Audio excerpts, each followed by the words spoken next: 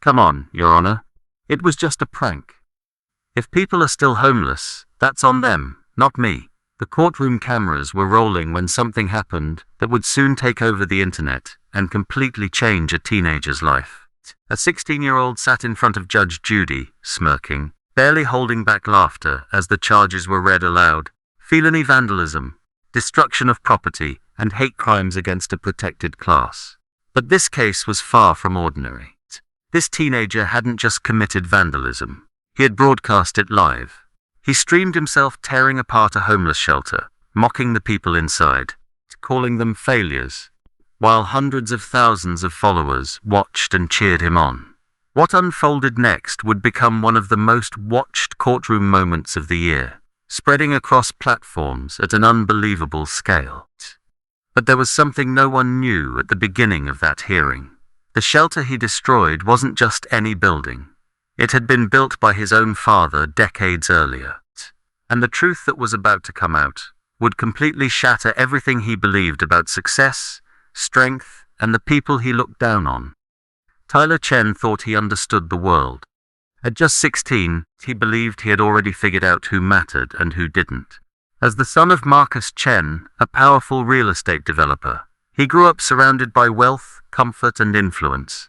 His life was filled with luxury. Expensive cars, a massive home, designer clothes, and a growing social media following built on so-called prank videos. But those videos weren't harmless.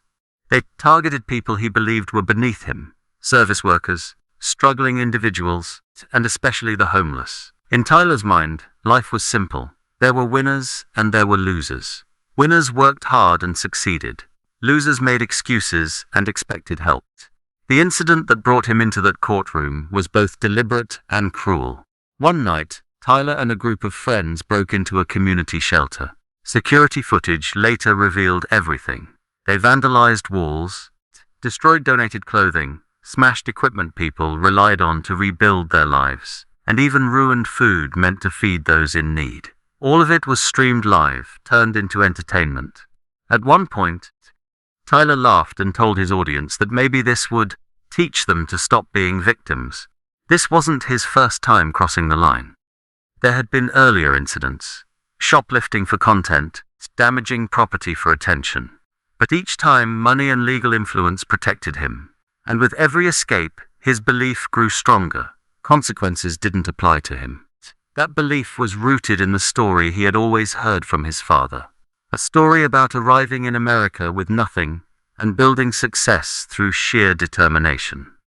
Tyler saw that as proof that anyone could succeed if they tried hard enough.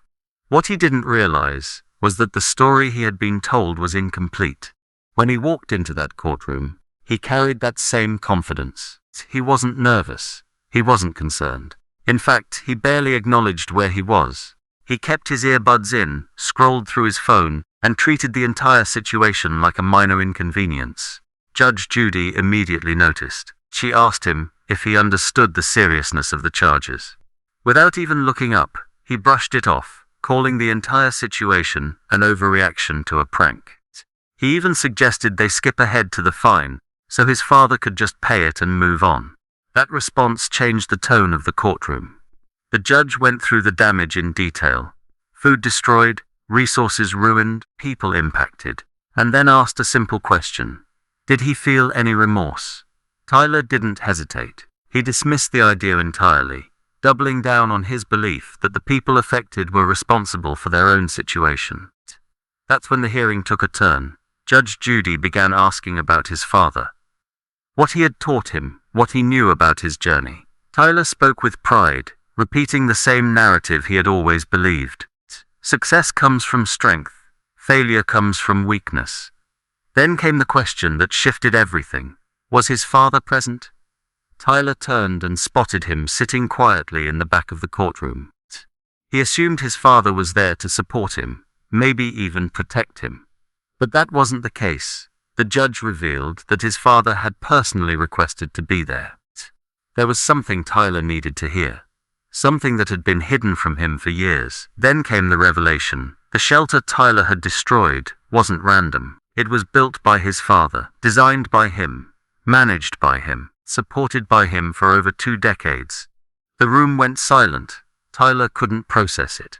He turned toward his father, confused, searching for an explanation. And that's when Marcus Chen stood up. He walked forward slowly, and when he spoke, his voice carried something Tyler had never heard before. Pain. He told the truth. He hadn't come to America as a confident entrepreneur.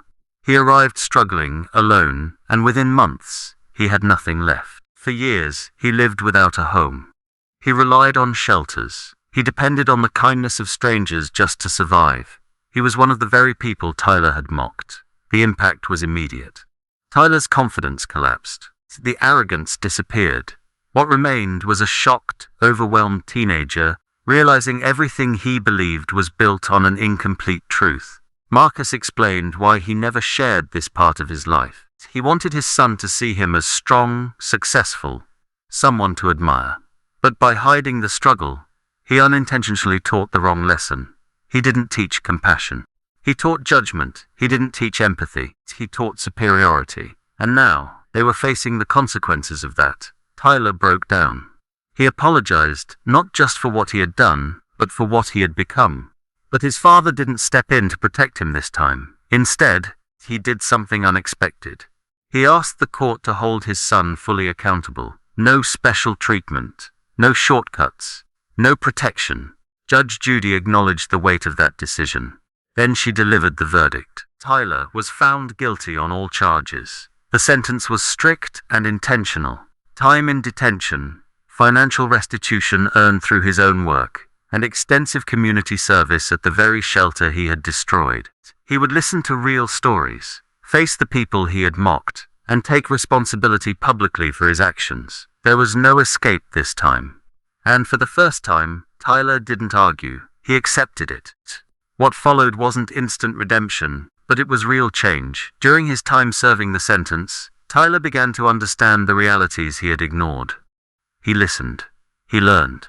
He met people whose lives told stories far more complex than he had ever imagined. The same place he once disrespected became the place where he started to grow. Over time, that experience reshaped him. Not through punishment alone, but through understanding. Because sometimes, the most powerful lessons don't come from being told you're wrong. They come from finally seeing the truth for yourself.